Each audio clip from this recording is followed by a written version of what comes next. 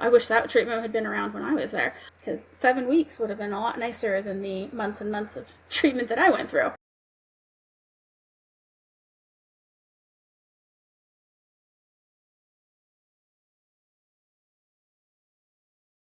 So seemingly at around 28 years old, I had one polyp, and that one polyp turned into stage 4 colon cancer over a course of probably about 10 years. It never would have occurred to me to have gotten a colonoscopy. In 2 weeks' time, I'm going into round 50 of chemo. After 12 rounds of crazy chemo, we call it the crazy chemo. We went to a little bit of a less crazy chemo. I just want to say for any listener, when I say non-crazy, I mean less crazy, because every chemo is crazy. After that first consultation, I couldn't walk anymore because I was in so much pain. So I was in a wheelchair. I lost 16 kilograms within a month. My mental health is so bad. And I was like, yeah, it's a real problem and nobody prepares you for it. And so besides trying to get people to feel more comfortable going and getting a colonoscopy, like speaking to people who are already sick and being able to say, by the way, when and if you finish treatment, that is the time to watch out for your mental health.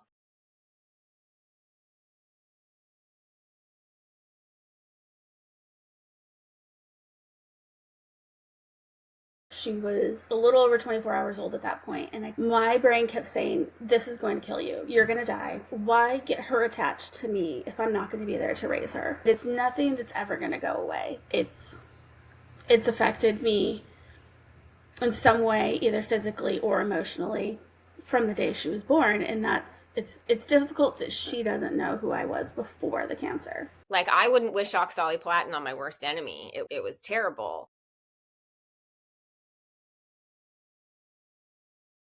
Because of the Lynch syndrome, my mass is made up differently. So it's MMMRD. So it's mismatch repair deficient. And because of that, that actually made me eligible for immunotherapy rather than chemotherapy. So I think appreciation for my body afterwards is even more, it's heightened to an extent because my body did this. Like, my immune system is the thing that fought this off. There was no like really intense medication going into me that was like killing off kind of any cells, and just it basically deteriorated as treatments went on. Full disclosure, I don't have a TMI threshold, so if this is too much, just let me know, but I would see pieces of the mass tissue come out as I would go to the bathroom throughout treatment. Everybody that I talked to, I like reached out to organizations that like focus on colorectal cancer, and everyone was like, oh no, I had chemo. And I was like, okay, anybody have immunotherapy? And they were like, no.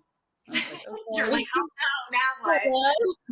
Anybody out there? I'm so grateful to immunotherapy.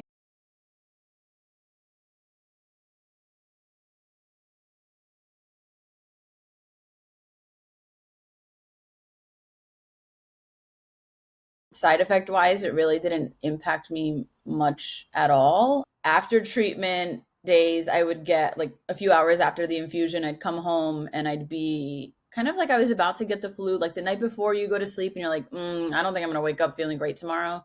But then I'd wake up feeling okay. Chemo saved my life, but it was a very difficult process to go through.